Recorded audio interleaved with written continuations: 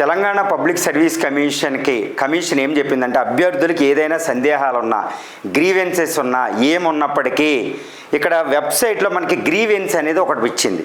మీరు grievance right చేయొచ్చు.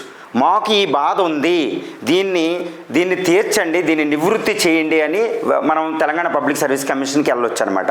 Telangana public service commission వెబ్సైట్లో గ్రీవెన్సెల్లో మాకు రీకౌంటింగ్ బదులు రీఎవాల్యుయేషన్కి అవకాశం ఇవ్వండి, ఇది అన్సైంటిఫిక్గా జరిగిందని మీరు ఒక కంప్లైంట్ రైట్ చేయండి, గ్రీవెన్స్ రైట్ చేయండి.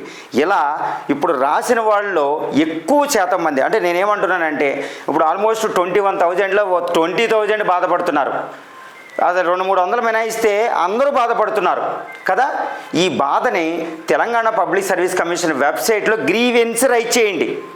ఇలా గ్రీవెన్స్ రైట్ చేయడం వల్ల కోర్టులో తప్పనిసరిగా రీఎవాల్యుయేషన్ అనే దానికి ఆదేశాలు వచ్చేస్తాయి. ఎందుకంటే రాసిన వాళ్ళలో 90%, 80% లేదా 50% లేదా 20% లేదా 10% ఇంత మాసివ్గా ఉండడం వల్ల దాని యొక్క గ్రావిటీ ఎంత ఉంది అనేది క్వశ్చన్ వస్తుంది. అవునా కదండి.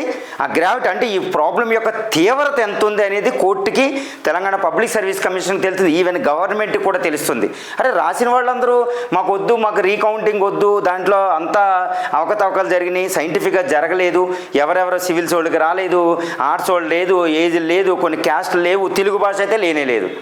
ఓకే, ఈ బాధలన్నీ మనం గ్రీవెన్స్ రైట్ చేస్తే 10,000 కంటే ఎక్కువ గ్రీవెన్స్ రైట్ చేయండి. రీకౌంటింగ్ బదులు రీఎవాల్యుయేషన్ ప్రాసెస్ వచ్చి తీరుతుంది. ఇది నేను మీకు చేరుస్తున్నా. వెంటనే అక్కడ రీకౌంటింగ్ డేట్ అవ్వకుండానే మన గ్రీవెన్స్ రైట్ చేసేయండి.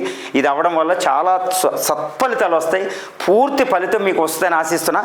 10,000 కంటే పీపుల్ దాన్ని రైట్ చేయడానికి ఎక్కువ టైం పడుతుంది. గ్రీవెన్స్కి వెళ్ళి దాన్ని బటన్ కొట్టి మీకు పెట్టేసి దాన్ని ఓకే సబ్మిట్ చేస్తే అది గ్రీవెన్స్ రైజ్ అయిపోతే ఒక ఐడి వస్తుంది.